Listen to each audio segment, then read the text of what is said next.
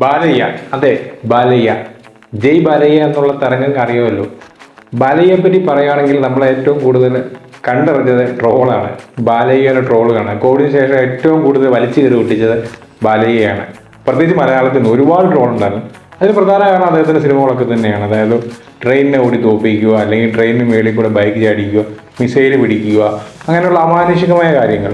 അമാനുഷികത വേണം സിനിമയിൽ, പക്ഷേ ഇത് സയൻസിനെയൊക്കെ ഒരു പച്ചവെള്ള വാക്കുകൾ അദ്ദേഹത്തിൻ്റെ കുറേ സിനിമകളുണ്ടല്ലോ, അത് തന്നെയായിരുന്നു പ്രധാന കാരണം. പക്ഷേ ഇന്ന് ബാലയ്യ എന്ന് പറയുന്നത് മലയാളികളുടെ നോമനയാണ് എന്ന് പറയുന്നത്. അതിന് കാരണം ദാക്കു മഹാരാജ് എന്ന് പറഞ്ഞ സിനിമയാണ്. അതെ, അദ്ദേഹത്തിൻ്റെ ലാസ്റ്റ് റിലീസ് ചെയ്ത സിനിമയാണ് ദാക്കു മഹാരാജ് എന്ന് പറഞ്ഞ സിനിമ. ഈ ഒരു സിനിമ തിയേറ്ററിൽ മിക്സഡ് റിവ്യൂ ആയിരുന്നു കിട്ടിയത്. പക്ഷേ ഇത് നെറ്റ്ഫ്ലിക്സിൽ OTT സ്ട്രീം ചെയ്തിട്ട് ഏകദേശം ഒരു 4 ദിവസം കഴിഞ്ഞു. ആ 4 ദിവസം കൊണ്ട് ഏറ്റവും കൂടുതൽ കൈയ്യടി നേടിയിരിക്കുന്നത് നമ്മുടെ മലയാളത്തിൽ നിന്നാണ്. അതെ, മലയാളത്തിൽ നിന്ന് അത്ഭുതകരമായ കൈയ്യടിയാണ് മലയാളത്തിൽ നിന്ന്. അതായത് എല്ലാവരും പറയുന്നത് ഈ ഒരു സിനിമ ദാക്കു മഹാരാജ് എന്ന് പറഞ്ഞ സിനിമ അറ്റ്ലീസ്റ്റ് ഡബ്ബിംഗിലായിട്ട് ഇവിടെ റിലീസ് ചെയ്യേണ്ടായിരുന്നു. അങ്ങനെ റിലീസ് ചെയ്യേണ്ടിരുന്നെങ്കിൽ FT ഒരു കോടിക്ക് മോടി പോയനെ എന്നാണ് പറയുന്നത്. അത്രയ്ക്ക് ഇമ്പാക്റ്റ് ആണ് ദാക്കു മഹാരാജ് എന്ന് പറഞ്ഞ സിനിമ ഇവിടെ ഉണ്ടാക്കിയിരിക്കുന്നത്. എനിക്കൊന്ന് 4 ദിവസം കഴിഞ്ഞിട്ട് നെറ്റ്ഫ്ലിക്സിൽ 8ഓളം രാജ്യങ്ങളിൽ നമ്പർ 1 പൊസിഷനിലാണ് ദാക്കു മഹാരാജ് എന്ന് പറയുന്നത്. അതായത് പുഷ്പ 2-നേക്കാളും ഇമ്പാക്റ്റ് ആണ് ദാക്കു മഹാരാജ് ഉണ്ടാക്കിയിരിക്കുന്നത്. ശരിക്കും ഒരു പാൻ ഇന്ത്യൻ ഇമ്പാക്റ്റ് ആണ് ഉണ്ടായിരിക്കുന്നത്. ഇപ്പം തെലുങ്ക് ഒഴിച്ച് ബാക്കി എല്ലാ ഭാഷകളിലും ദാക്കു മഹാരാജ് ഓളം സൃഷ്ടിച്ചിട്ടുണ്ട്. മലയാളത്തിലാണെങ്കിലും തമിഴിലാണെങ്കിലും കന്നഡയിലാണെങ്കിലും. അതുപോലെ നോർത്തിലും അതിൻ്റെ ഒരു വേവ്സ് ആഞ്ഞടിക്കുന്നുണ്ട്. അതായത് OTT റിലീസിങ്ങിന് ശേഷമുള്ള കാര്യമാണ് പറയുന്നത്. അതിനുള്ള പ്രധാന കാരണം എന്ന് പറയുന്നത് നമുക്കറിയാം, മാസ് കൊമേഴ്ഷ്യൽ സിനിമകൾ എടുക്കാൻ തെലുങ്ക് സിനിമകൾക്ക് ഒരു വേറെ ലെവലാണ്. ആ തെലുങ്ക് സിനിമ എന്ന് പറഞ്ഞാൽ ടോളിവുഡ് എന്ന് പറയുന്നത്.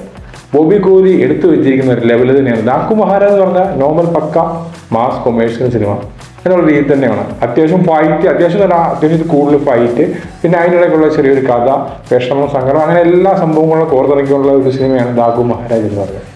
ഈ ദാക്കു മഹാരാജിനെ പ്രസന്റ് ചെയ്തിരിക്കുന്ന രീതി, ബോബി കോഹ്ലി NBK എന്ന് പറഞ്ഞ നമ്മുടെ ബാലയ്യെ പ്രസന്റ് ചെയ്യുന്ന ഒരു രീതിയുണ്ട്. അതാണ് എടുത്തു പറയേണ്ടത്. അതിനൊപ്പം തന്നെ നമ്മുടെ തമൻ്റെ മ്യൂസിക് സ്റ്റിറോയിഡ് പോലെയാണ് തമൻ്റെ മ്യൂസിക് മുന്നോട്ട് പോകുന്നത്. ആ ഒരു മ്യൂസിക് തന്നെയാണ് ഏറ്റവും വലിയ ഹൈലൈറ്റ്. ഈ ഒരു 65 വയസ്സിൽ ബാലയ്യ ഡാൻസ് കളിക്കും, ആക്ഷൻ ചെയ്യുമ്പോഴും അതിനൊത്ത മ്യൂസിക്കാണ് തമൻ കൊടുത്തിരിക്കുന്നത്. അത് തന്നെയാണ് ഈ സിനിമയുടെ ഏറ്റവും വലിയ ഹൈലൈറ്റ് എന്ന് പറയുന്നത്.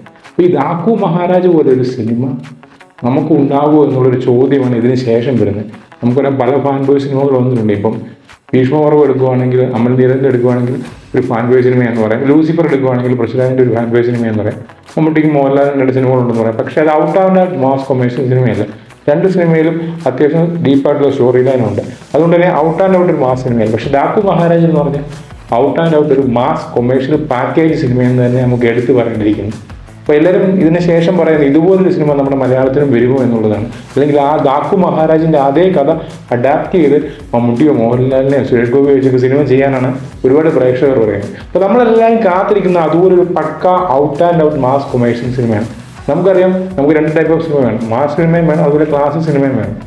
അല്ലാതെ പക്ക ക്ലാസിക് സിനിമകളെന്ന് പറഞ്ഞ് ഒരുപാട് സിനിമകൾ ഇറക്കിയിട്ട് അതെങ്ങും എത്താത്ത രീതിയിൽ പോകുന്നുണ്ട്. അങ്ങനെ ഒരുപാട് സിനിമകൾ ഫെയിലർ ആയിട്ടുണ്ട്. കഴിഞ്ഞ അങ്ങനത്തെ കൊല്ലമൊക്കെ ഒരുപാട് മലയാളത്തിൽ ഫെയിലർ വന്നിട്ടുണ്ട്.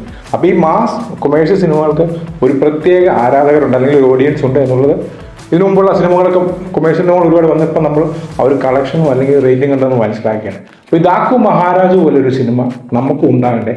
എന്താണ് നിങ്ങളുടെ അഭിപ്രായം എന്നുള്ളത് കമൻറ്റ് ചെയ്യാൻ മറക്കല്ലേ. അതുപോലെ ഈ ഒരു വീഡിയോ ഇഷ്ടപ്പെട്ടാൽ ലൈക്ക് ചെയ്യുക, ഷെയർ ചെയ്യുക, നമ്മുടെ ചാനൽ സബ്സ്ക്രൈബ് ചെയ്യുന്ന കാര്യം മറക്കല്ലേ.